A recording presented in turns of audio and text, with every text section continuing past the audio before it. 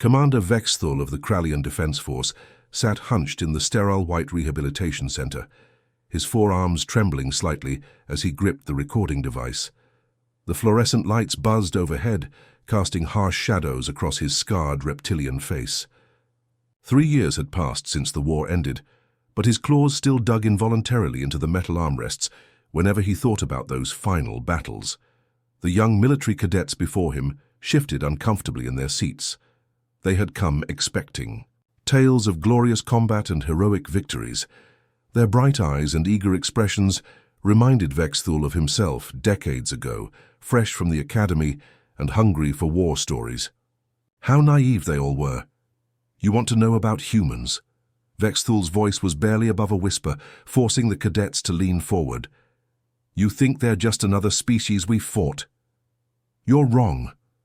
The room fell silent except for the soft hum of the air recycling system. Outside the windows, the sprawling city of New Kroll stretched toward the horizon, its gleaming towers a testament to coalition engineering. But Vexthul's mind was elsewhere, drifting back to those dark days, when everything they knew about warfare changed forever. The war had ended 3 years ago, but the nightmares never stopped, he continued, his voice growing stronger as the memories flooded back. I commanded the battlecruiser Vengeance's Edge during the final phase of the human coalition conflict. Back then, we still believed we could contain these strange mammals from the third planet of an unremarkable star system. One of the cadets, a young Krallian female with bright green scales, raised her hand tentatively. Sir, our history books say humans were a minor threat, Class C civilization at best. Vexthul's mandibles clicked in what might have been amusement, but his eyes held no warmth. Class C civilization. Yes, that's what our intelligence reports said. I remember the first briefings like they happened yesterday. He closed his eyes and suddenly he was back in the war room aboard the coalition flagship Eternal Dominance. The holographic displays showed star charts and fleet movements, while Admiral Krextar's confident voice filled the chamber.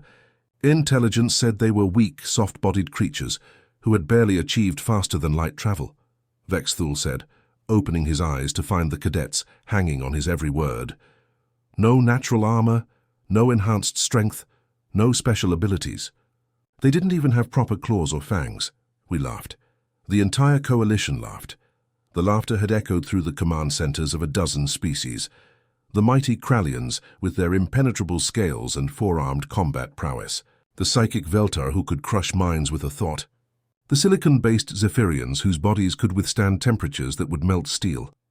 How could these soft pink creatures possibly threaten the combined might of the Galactic Coalition? Vexthul paused, his mandibles clicking nervously. As the memory shifted to darker moments, the first intercepted human transmissions had been almost comical. Their soldiers called each other by simple names like Hanwu, Jaesung, and Minseo.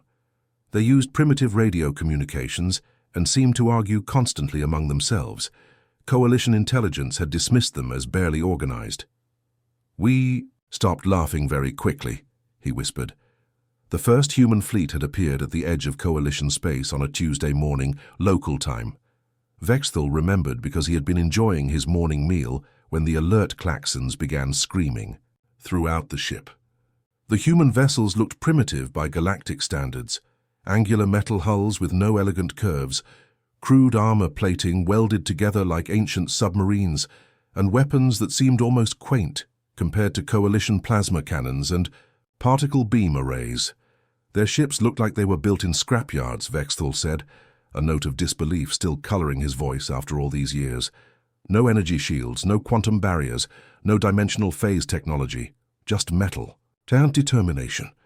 The Coalition's finest admirals had dismissed them as a minor nuisance. Standard protocol suggested sending a patrol group to escort them back to their own space with a stern warning. Instead, Admiral Krextar had seen an opportunity to demonstrate Coalition superiority to any other species watching from the sidelines.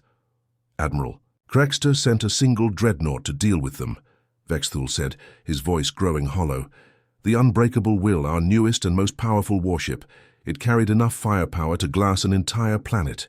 Against 12 primitive human vessels, it should have been like using a plasma cannon to swat insects. The human fleet commander had been someone called Captain Han Wu. Coalition intelligence had managed to intercept some of their communications, and the analysts had been puzzled by the humans' casual attitude. They joked with each other, shared stories about their families, and seemed almost relaxed as they faced down the most powerful warship in Coalition space. We monitored their communications, expecting surrender or at least negotiation, Vexthul continued. Captain Hanwu was talking to his crew about some celebration called Christmas that was coming up. Another officer, Commander So Young, was making plans for her daughter's birthday party. They acted like they were going on a training exercise, not facing annihilation. The cadets exchanged glances. This didn't match anything they had learned in their military academies about proper pre-battle conduct. What happened next would haunt Vexthul for the rest of his life. Instead of attempting to flee or surrender, the humans had done something unprecedented in the history of galactic warfare.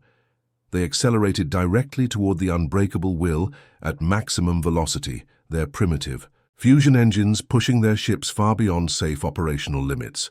They rammed their ships directly into the dreadnought's hull, Vexthul said, his voice barely audible. But it wasn't suicide. Each ship detonated nuclear devices at point-blank range. Not one or two ships, the entire fleet. Every single human vessel became a guided missile. The explosion had been visible from 3 star systems away. When the nuclear fire finally faded, the unbreakable will was nothing but expanding debris and superheated gas. 8,000 Coalition soldiers, including Admiral Krextar himself, had died in less than 30 seconds. The humans? Vexthul looked directly at each cadet. They had already evacuated their crews to escape pods hidden throughout the battlefield.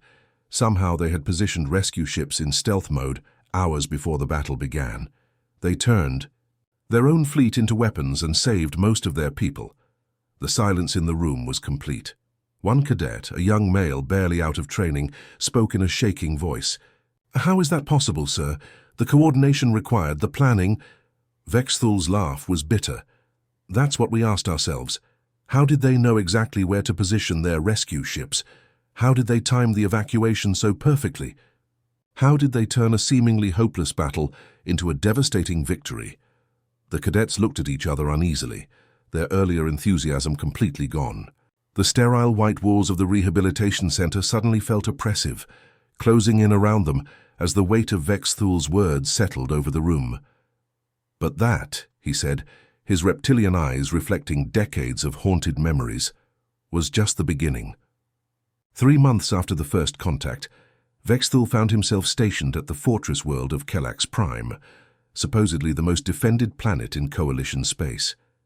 The massive orbital defense platforms could obliterate entire fleets before they reached the outer atmosphere. Energy barriers surrounded the planet like layers of an onion, each one capable of stopping a nuclear bombardment. 12 separate defensive lines stretched across 3 star systems, creating what military strategists called the impenetrable shield. Vexthul had been promoted after surviving the destruction of the unbreakable will, though the nightmares from that battle still woke him in cold sweats. His new assignment as defense coordinator for Kelax Prime was supposed to be a safe posting, a chance to recover while contributing to the war effort from behind the strongest defenses in known space. "I remember the morning everything changed," Vexthul told the cadets, his forearms gesturing as the memories came flooding back. "I was reviewing patrol schedules in my office when every alarm on the planet started screaming at once. The humans had somehow bypassed all 12 defensive lines and appeared in the system with a fleet 3 times larger than what intelligence reported they possessed. The impossible had happened overnight. Reconnaissance drones that had been monitoring empty space suddenly detected massive human formations already in attack positions. It was as if they had materialized out of nothing, their ships arranged in perfect battle formations around Kelax Prime's 3 moons. The tactical displays showed over 300 human vessels, Vexthul continued, his voice filled with the same disbelief he had felt that day. "Our intelligence report said they barely had 100 ships in their entire fleet. Where did they come from? How did they get past our sensors?" The questions kept piling up, but there was no time for answers. That's when they met Colonel Do Hyun, the human officer leading the ground assault on their primary military installation. Unlike the casual, almost friendly demeanor of Captain Hanwoo from the first battle, Colonel Do-hyun was all business. His communications were crisp and professional, but there was something else in his voice, absolute confidence. He was leading the ground assault on our primary military installation, Vexthul said, his voice growing even quieter. But he wasn't charging in blindly like we expected. Every move his forces made was calculated, precise, surgical. The coalition had expected traditional siege warfare, massive bombardments, gradual advances, weeks or months of grinding combat as forces slowly pushed through defensive positions. Military academies throughout coalition space taught that fortress worlds were nearly impossible to take without overwhelming superiority in numbers and firepower. Instead, the humans attacked with a precision that defied comprehension. They knew exactly where every ammunition depot, communication center, and command bunker was located. Strike teams appeared at critical infrastructure points simultaneously, as if they had detailed blueprints of facilities that had been classified beyond top secret. Within the first hour, they had disabled our main power grid, severed communication links between defensive sectors, and eliminated 3 ammunition storage facilities, Vexthul explained. It wasn't random destruction. They were systematically dismantling our ability to coordinate a defense. The cadets were scribbling notes frantically, but Vexthul could see the confusion in their eyes. How could an attacking force know more about a fortress world's defenses than the defenders themselves? We thought we had spies, Vexthul continued, his mandibles clicking in agitation. Security sweeps, interrogations, loyalty tests. We turned our own base into a paranoid nightmare looking for traitors. But the truth was worse. They had been studying us. Every transmission we sent, every supply shipment, every patrol route, they had mapped our entire military structure from light years away. The revelation had come from their own intelligence division. Human technology wasn't more advanced than coalition systems, but they used it differently.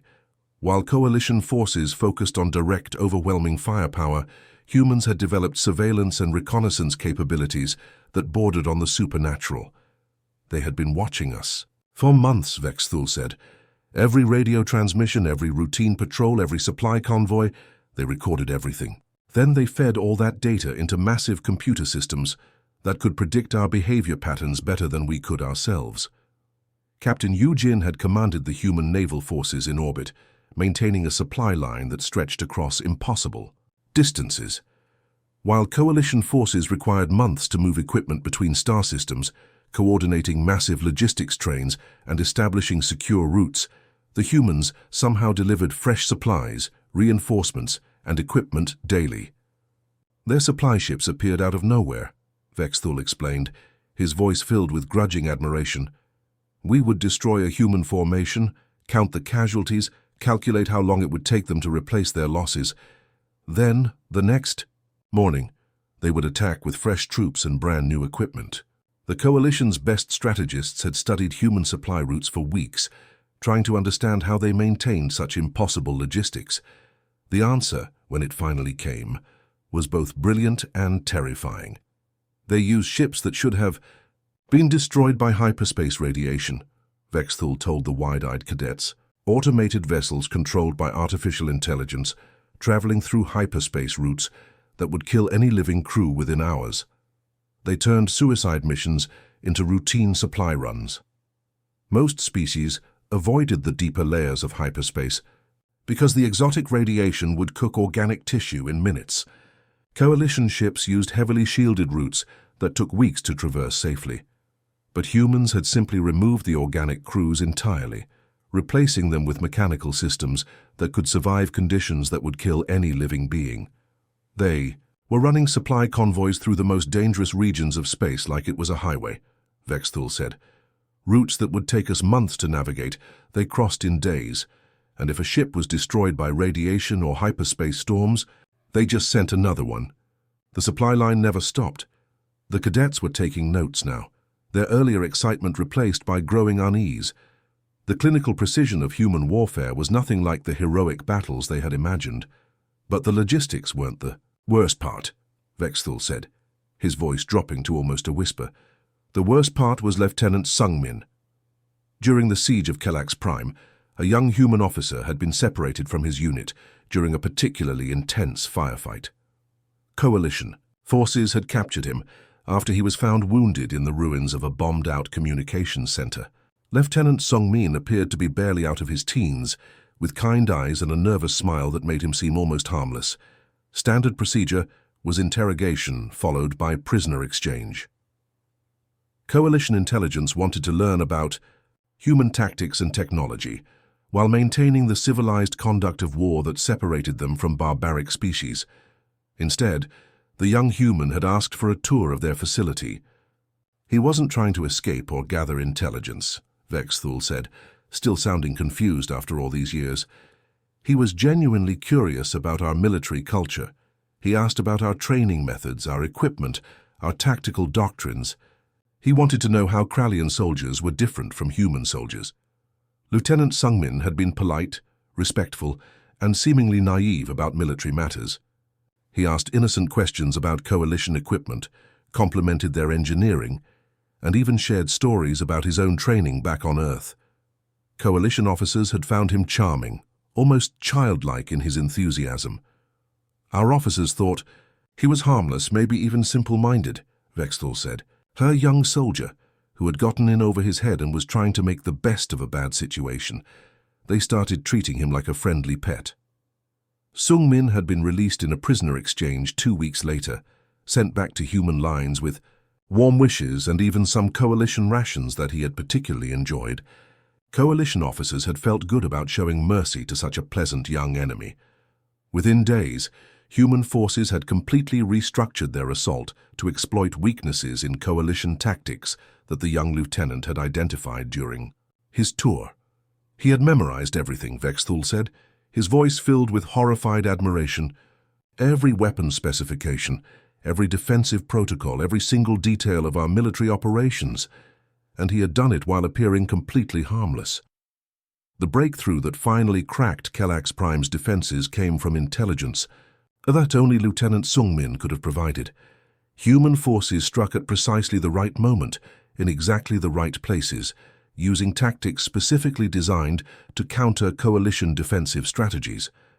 That smiling, innocent young man had been the most dangerous spy we had ever encountered, Vexthul concluded, and we had given him a guided tour of our most classified facilities because he seemed too nice to be a threat. The real terror began during the Battle of Nexus Station, 6 months after the fall of Kelax Prime. By then, the Coalition had thrown everything they had at the human forces: plasma bombardments that could melt continents, quantum torpedoes that could punch holes through reality itself, and gravitational weapons that could collapse stars. Nothing worked. The humans kept adapting, kept learning, kept winning. Vexthul had been reassigned to the Coalition's most elite battle group, the Omega Fleet, under the direct command of Supreme Admiral Thekvar. Their mission was simple: end the human threat, once and for all, using the Coalition's most devastating secret weapon. Nexus Station was our last hope, Vexthul told the cadets, his reptilian features growing even more somber. It was a massive orbital platform in the Zeta Reticuli system, armed with every defensive system known to Coalition science. But more importantly, it housed the Psi-Storm generator. The cadets leaned forward, sensing that something truly terrible was coming. Outside the rehabilitation center, the sounds of normal life continued. Traffic humming through the air lanes, construction robots working on new buildings, the peaceful sounds of a civilization that no longer had to fear human warfare, a fear. Psi-Storm generator was our ultimate weapon, Vexthul continued. 50 years of research by the Coalition's greatest minds, combining Veltar psychic technology with Krallian engineering and Zephyrian quantum mechanics. The device could disable electronic systems across an entire star system by generating electromagnetic pulses that matched specific brainwave patterns of the target species. The weapon worked by analyzing the neural patterns of enemy species and then broadcasting interference signals that would overload their technology. It was devastatingly effective because each species had evolved with different brain structures, and their technology naturally reflected those patterns. A Krallian, Computer system processed information differently than a Veltar one, which was different from Zephyrian quantum computers. We had spent months studying captured human technology, Vexthul explained. Their computer systems, their neural interfaces, their brain patterns, everything. The Psi-Storm generator was calibrated specifically to shut down human technology. It should have left their entire fleet dead in space. The human force approaching Nexus Station was massive, over 800 ships carrying what Coalition intelligence estimated to be their entire remaining military. If the Psi-Storm worked as designed, the war would be over in minutes. The Coalition fleet would simply mop up the disabled human vessels and finally end the conflict that had already cost millions of lives. We thought we had them, Vexthul said, his voice barely audible. Supreme Admiral Thekvar activated the Psi-Storm generator at maximum power. The electromagnetic pulse spread across the entire system in seconds. The human fleet went dark immediately. No communications, no shields, no weapons. Every electronic system on every human ship shut down simultaneously. For a moment, it had looked like victory. The human vessels drifted silently through space, their running lights dim, their engines cold.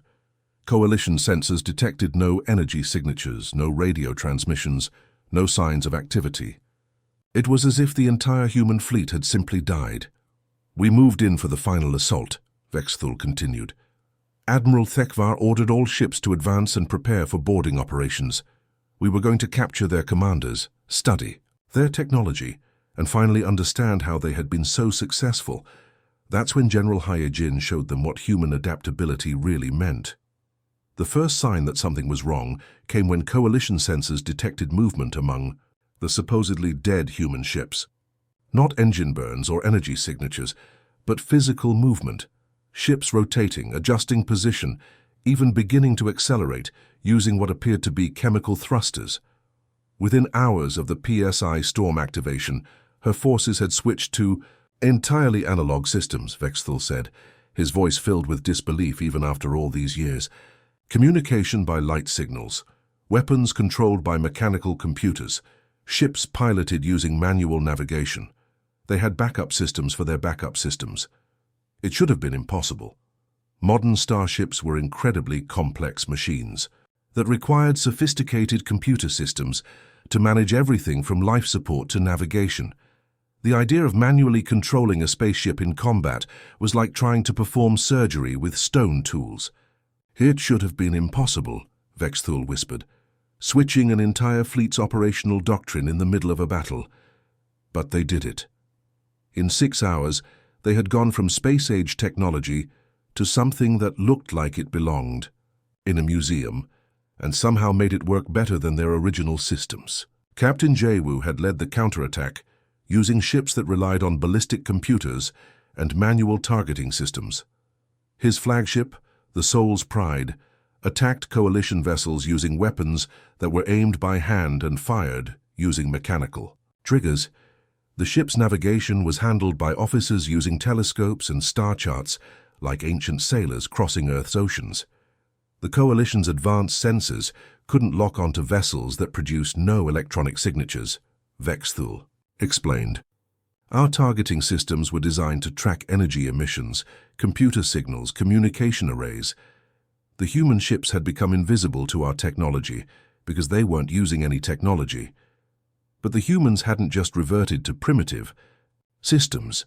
They had somehow made those primitive systems more effective than their original advanced technology.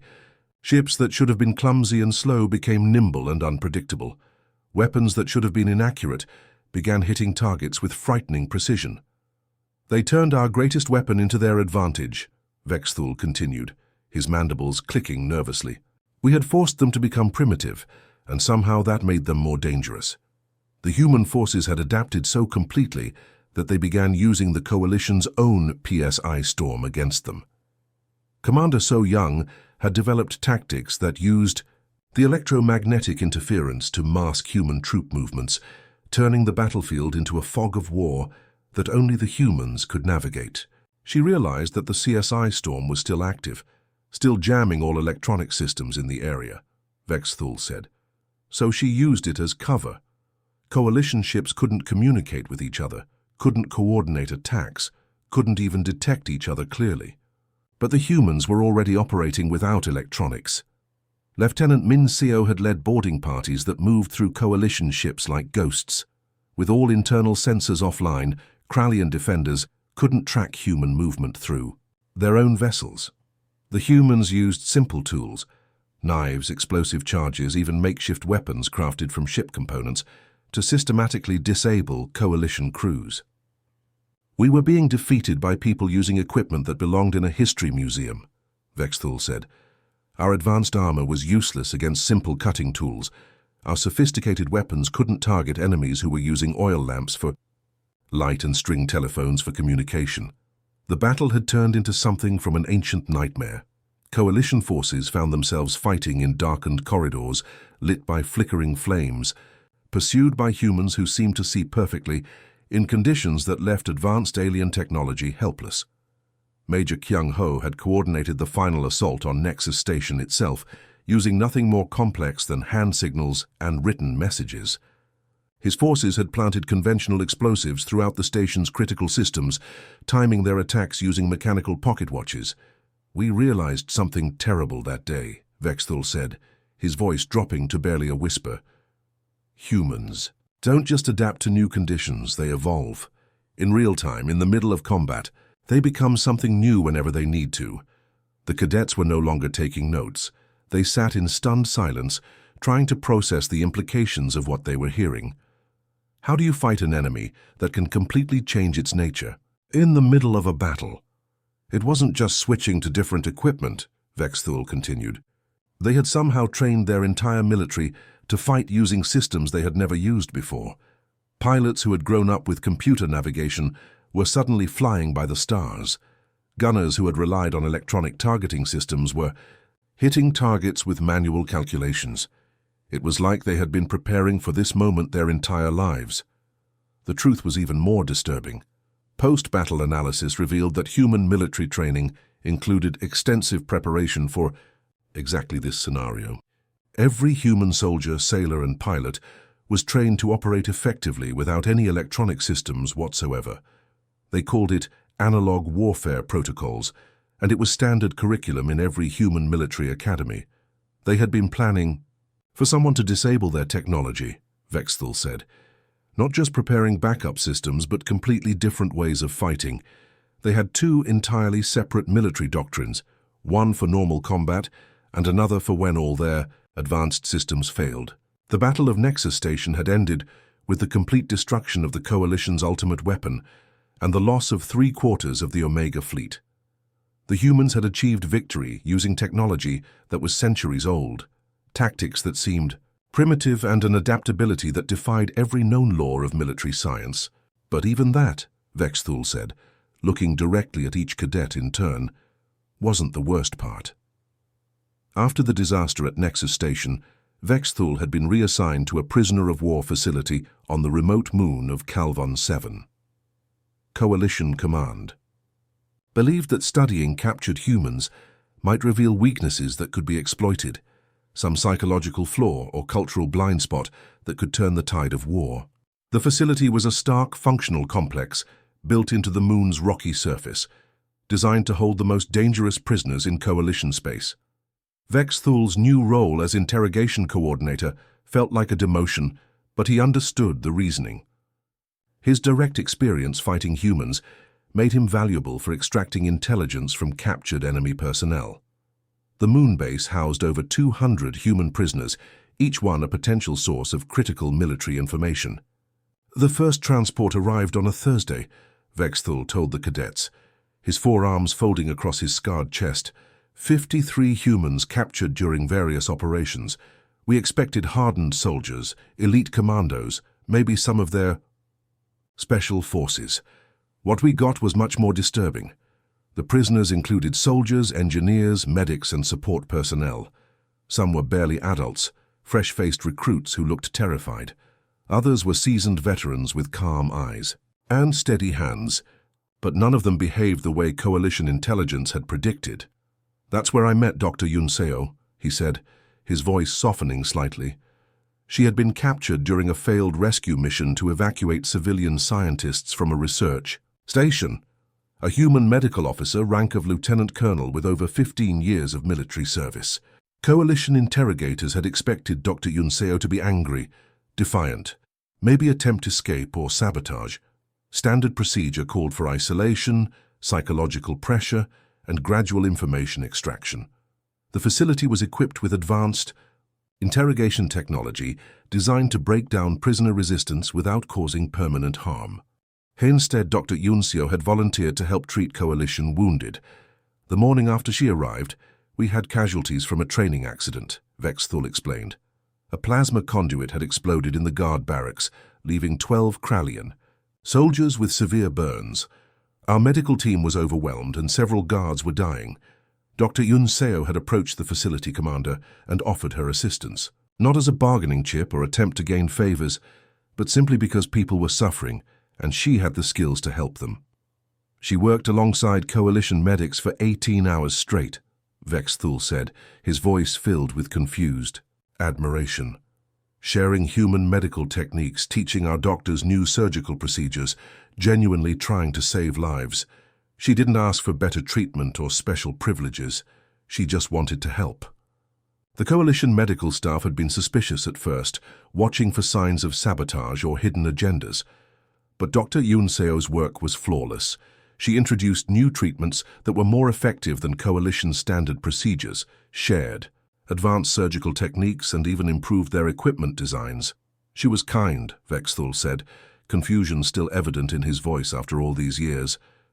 Not just professional, actually kind. She mourned when Coalition soldiers died. She celebrated when they recovered. She learned our names, asked about our families, remembered personal details about guards she had only met once. But Dr. Yunseo wasn't the only unusual prisoner. Sergeant Min Ho had been another captured human who spent his time teaching Coalition guards about human culture, sharing stories from Earth and even helping with their personal problems. The young soldier had a gift for listening, offering advice that somehow always seemed to help. Guard Captain Vextal was having problems with his offspring, Vexthul explained. Typical teenage rebellion. The young Krallian was refusing to follow traditional customs, causing family conflict. Sergeant Min Ho spent hours talking with him, not trying to change anyone's mind, just helping them understand each other better. Major Jiwoo had used her engineering expertise to help repair damaged Coalition equipment. When the facility's water recycling system broke down, threatening to shut down the entire base, she had volunteered to fix it using improvised parts and techniques that Coalition engineers hadn't considered. We thought they were trying to manipulate us, Vexthul continued, his mandibles clicking nervously. Standard psychological warfare, building rapport to make interrogation more difficult. But our behavioral analysts ran complete psychological profiles on every human prisoner. The results had been disturbing. The profiles showed genuine compassion, authentic concern for Coalition welfare, and honest desire to reduce suffering wherever possible. There were no hidden agendas, no manipulative strategies, no psychological tricks. They actually cared about our welfare, Vexthul said quietly. It wasn't an act or a strategy. They genuinely wanted to help, even though we were their enemies. The situation became even more bizarre when prisoner exchanges were arranged. Coalition protocol called for careful debriefing to prevent intelligence leaks, but the humans made such precautions unnecessary. When the first exchange was organized, the humans were released with full medical records, detailed accounts of Coalition military capabilities, and complete intelligence briefings about human operations. They weren't trying to keep secrets, Vexthul said, his voice filled with disbelief. They wanted us to know exactly how powerful they were. Dr. Yunseo personally delivered reports showing human industrial capacity, fleet movements, and technological development timelines. The intelligence package was staggering in its completeness. Production figures showing that human shipyards were building vessels 3 times faster than Coalition intelligence had estimated. Troop strength numbers that revealed human military forces were far larger than anyone had suspected. Technology assessments that demonstrated human capabilities decades ahead of Coalition projections. She handed over information that would have taken our best spies years to gather, Vexthul continued. Then she smiled and thanked us for letting her help our wounded soldiers. The released prisoners had returned to coalition forces, carrying detailed evidence of humanity's overwhelming military superiority. But the information came with something else entirely: first-hand accounts of human kindness, compassion, and genuine desire for peace. Commander Thekval had been badly injured during the Nexus Station battle, Vexthul explained. Dr. Yunseo had saved his life using experimental human surgical techniques. When he returned to active duty, he couldn't stop talking about her skill and dedication. Captain Morgex had spent weeks talking with Sergeant Minho about human philosophy and culture. The conversations had changed his entire perspective on the war, helping him understand that humans weren't the monsters coalition propaganda had portrayed. The humans had turned our own prisoners into propaganda agents, Vexthul whispered. But the propaganda was true. They really were as powerful as they claimed, and they really didn't want to use that power. The psychological impact had been devastating. Coalition forces found themselves fighting an enemy who was simultaneously demonstrating their ability to destroy them completely and their genuine reluctance to do so. Every released prisoner carried the same message. Humans were stronger than anyone realized, but they preferred peace to victory. Major Kelhorn had been captured during a reconnaissance mission, Vexthul said. Major Jiwoo had spent days helping him repair his damaged armor, sharing stories about her family back on Earth. When he was released, he reported that she had cried when saying goodbye, worried about his safety in future battles. The contradiction was maddening. How do you maintain fighting spirit against an enemy who treats you better than your own commanders sometimes do? How do you hate people who risk their lives to save yours? Fear is one thing, Vexthul said, looking directly at the cadets. You can fight when you're afraid. You can overcome terror through training and discipline, but fighting someone who could annihilate you, but chooses not to, that's something else entirely. The final prisoner exchange had included security footage from the facility, showing human prisoners working alongside coalition personnel, sharing meals, helping with repairs, teaching children, and genuinely participating in daily life. Not as conquered enemies, but as temporary guests who happened to be on the wrong side of a war nobody really wanted. We realized we weren't fighting monsters, Vexthul concluded. We were fighting people who could become monsters if they chose to, but preferred to remain human instead. And that terrified us more than any weapon they could have built. The war had ended not with a great battle, but with a message that changed everything. Vexthul remembered the exact moment it happened.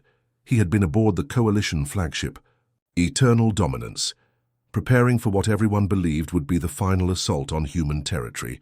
The coalition had assembled the largest fleet in galactic history, over 10,000 warships from every member species, ready to end the human threat once and for all. I was on the bridge when it happened, Vexthul told the cadets, his voice growing stronger as he approached the end of his story. Supreme Admiral Thekvar was reviewing battle plans. Our weapons were charged, our troops were ready. We had surrounded the human home system with enough firepower to shatter planets. The coalition forces had spent months positioning themselves for this final strike. Every major military commander in known space was present, their ships arranged in perfect battle formations. The humans had nowhere to run, no possible escape route, no hope of reinforcement. Victory seemed certain. Then Commander Wu Jin had transmitted a simple communication to every coalition vessel simultaneously, bypassing all security systems and encryption protocols, with an ease that sent chills through every intelligence officer in the fleet.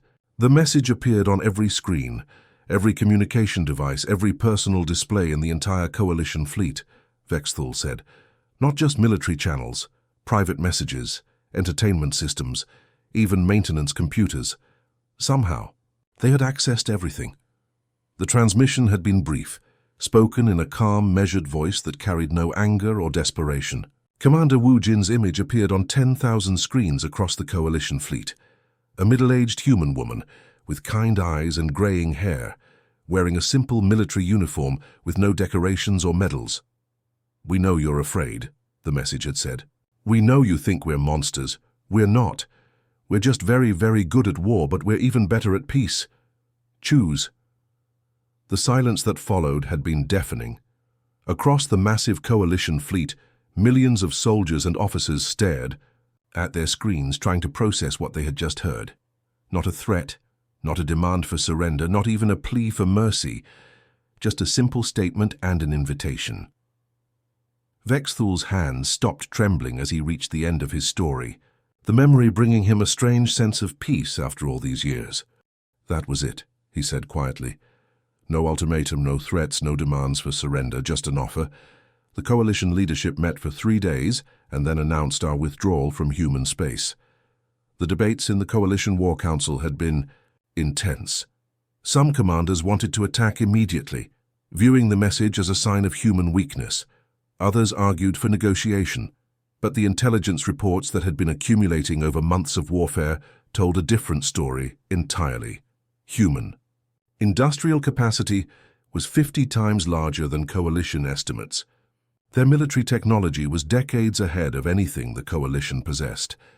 Their ability to coordinate simultaneous operations across multiple star systems suggested an intelligence network that bordered on supernatural. And most disturbing, of all they had been holding back during every single engagement, General Korthak ran the numbers, Vexthul explained. If humans had been fighting at full capacity from the beginning, the war would have been over in weeks. Every battle we beat, thought we had won, every tactical victory we celebrated, they had been letting us win. The realization had been crushing. The coalition's greatest military minds slowly understood that they had never been fighting a war at all. They had been part of a demonstration, a carefully orchestrated lesson designed to show them exactly what human capabilities looked like. When fully unleashed, they could have destroyed us all on the first day, Vexthul said. Instead, they chose to teach us. Every battle was a classroom. Every engagement was a demonstration of human military science. They were showing us what real warfare looked like. The aftermath had been unlike anything in galactic history. General Taihyun had been appointed as the first human ambassador to the coalition, arriving not in a warship, but in a simple diplomatic vessel carrying gifts instead of weapons. She had brought advanced medical technology, agricultural improvements, and manufacturing techniques that could revolutionize coalition civilization. Captain Su Min had established trade relationships that benefited coalition worlds more than human colonies. The economic agreements were so favorable to coalition interests that some leaders suspected hidden clauses or long-term exploitation schemes. But detailed analysis revealed exactly the opposite.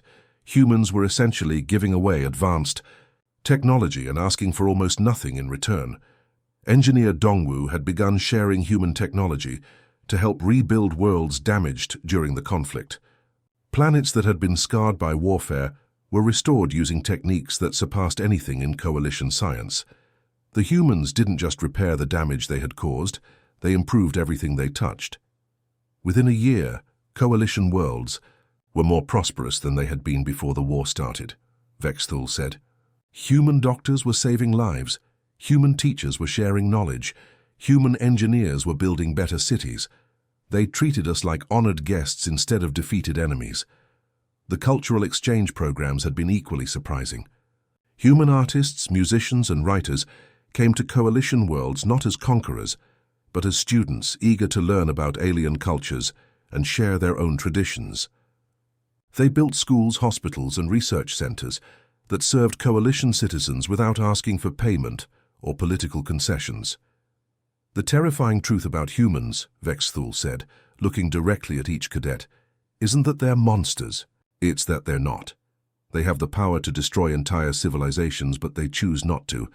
They could have conquered us, enslaved us, eliminated us completely. He stood slowly, his forearms steady now, the trembling that had marked the beginning of his story completely gone. The rehabilitation center's harsh fluorescent lights seemed softer somehow, less oppressive than when he had started speaking. Instead, they offered us friendship. They shared their technology, their medicine, their culture. They helped us rebuild. They kept no secrets, demanded no tribute, claimed no territory. The cadets sat in stunned silence, their notebooks forgotten, their earlier enthusiasm replaced by something deeper and more complex. They had come expecting war stories and gotten something far more profound, a glimpse into what it meant to face an enemy who refuse to be your enemy. The Rehabilitation Center was completely silent, except for the soft hum of life support systems and the distant sounds of the city beyond the windows. Outside, Coalition and human workers collaborated on construction projects, their different species working together as naturally as if they had been allies for centuries. That's what makes them terrifying, Vexthul continued, his voice carrying the weight of hard-earned wisdom. Not their weapons, not their tactics, not their adaptability. It's their mercy. It's knowing that they could end us all and choosing not to. It's fighting an enemy who genuinely wants you to survive the war. The psychological impact of this realization had changed everything about how Coalition species viewed conflict. Military academies throughout Coalition space now taught courses on human warfare, not as tactical studies but as philosophy lessons about the nature of power and the choice of how to use it. Vexthul moved toward the door, then paused, his reptilian features softening as he prepared to share the most personal part of his story. The humans won the war before it started, he said quietly, not through superior firepower or advanced technology, but through something the Coalition had never encountered before, the choice to be better than their enemies. He looked back at the cadets one final time, seeing in their young faces the same confusion and wonder he had felt during those final days of the conflict. That's why I'm here in rehabilitation, instead of in a grave or a prison, because Major Insu decided I deserved a chance to understand what it means to show mercy to those who showed you none. Major Insu had been the human officer responsible for Coalition prisoner welfare during the final months of the war. She had personally ensured that every captured Coalition soldier received proper medical care, psychological support, and preparation for returning to civilian life. Her compassion had extended beyond duty to genuine concern for the welfare of former enemies. She visited me every week for 2 years, Vexthul said, not as the interrogator or guard, but as someone who cared about my recovery. She helped me. Understand that strength isn't about the ability to destroy your enemies. It's about the wisdom to transform them into friends. The door closed softly behind him, leaving the cadets alone with their thoughts and the weight of understanding what it truly meant to face humanity in war. Through the windows, they could see the mixed crowds of Coalition and human citizens going about their daily lives, working together, learning from each other, building a future that neither species could have imagined when the war began. The Rehabilitation Center's common area buzzed with quiet conversations in a dozen languages, former soldiers from both sides sharing stories and building friendships that had once seemed impossible. It was a living testament to the truth that Vexthul had shared, that the most terrifying enemy is one who refuses to remain your enemy, who chooses to see potential allies where others see only threats. The end.